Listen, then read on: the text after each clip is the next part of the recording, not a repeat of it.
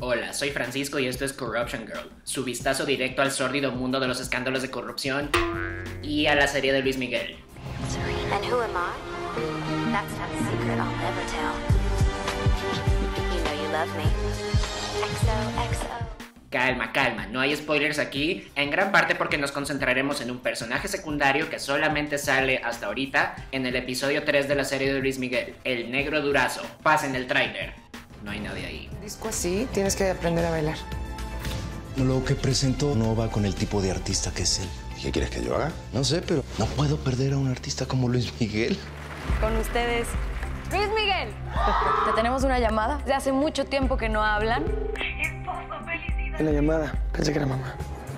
Quiero que Mickey cante en la boda de la hija del presidente. Papá, esta canción es especialmente para ti.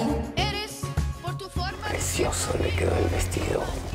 ¿Lo vieron? ¿Lo vieron? Ese es el Negro Durazo.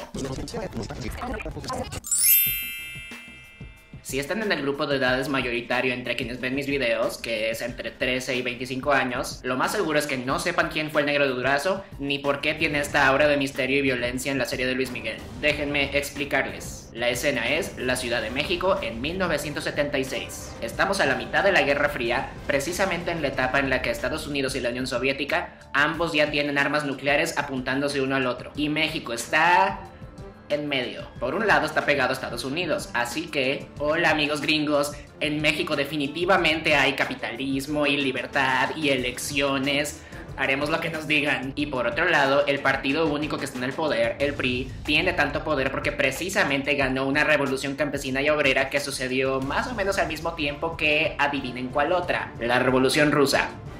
A México definitivamente le importan los trabajadores y los obreros y la seguridad social, y Marx totalmente tenía un punto. Por favor, no nos bombardeen. La Ciudad de México entonces se convierte en una central del espionaje americano y soviético, más que nada con el gobierno de Estados Unidos pidiendo garantías de que no entrarían comunistas a Estados Unidos por México. Aparte, después de un par de presidentes notoriamente paranoicos y violentos, es seguro decir que los 70s es de las partes más autoritarias del autoritarismo mexicano del siglo XX. Hoy en día sabemos que no había una amenaza real de comunistas en México en esa época, pero eso no les importaba a los presidentes. Lo importante era poder decirle al gobierno de Estados Unidos que se estaba haciendo lo necesario contra estos comunistas. Es en este contexto que el presidente José López Portillo nombra a Arturo Durazo Moreno jefe del Departamento de Policía y Tránsito de la Ciudad de México. No se sabe mucho acerca de su pasado, pero el célebre libro Lo Negro del Negro Durazo habla de que el Negro Durazo fue a la primaria con no uno sino dos presidentes de México, Luis Echeverría y José López Portillo. Asimismo, antes de ser jefe de policía, el Negro Durazo ya tenía un amplio currículum en áreas tan diversas como el narcotráfico,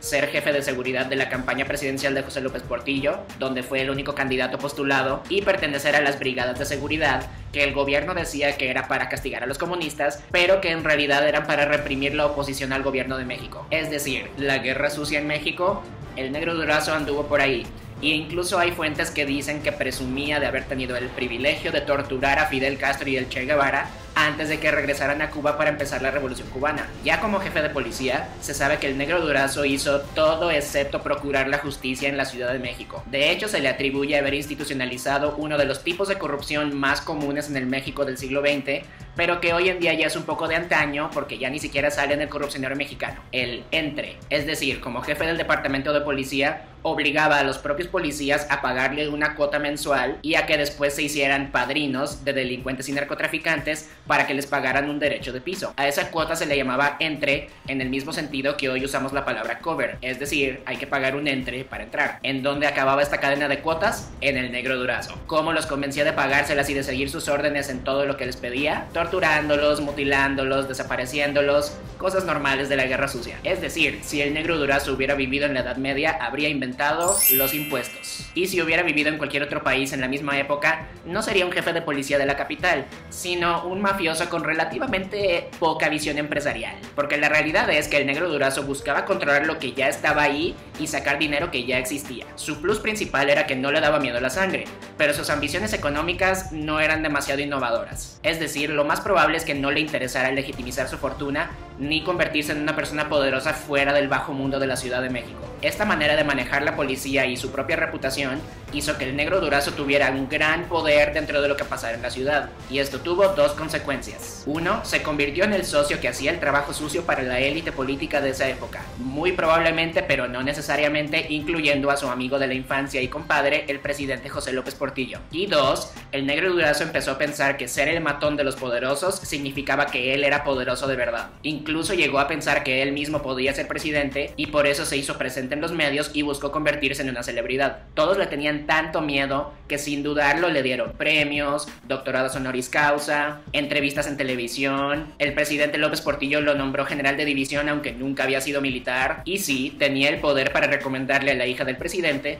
que contratara a un desconocido llamado Luis Miguel para que cantara en su boda. Su poderío y su reputación se vinieron abajo cuando sucedieron dos cosas: la crisis económica de 1982 y el inicio de la presidencia de Miguel de la Madrid, quien lideró el primer esfuerzo anticorrupción en el gobierno mexicano, la llamada renovación moral de la sociedad. Fue un esfuerzo mediocre y casi enteramente ligado a la crisis económica que se estaba viviendo en ese momento, pero no por ello menos importante, eso va para otro video.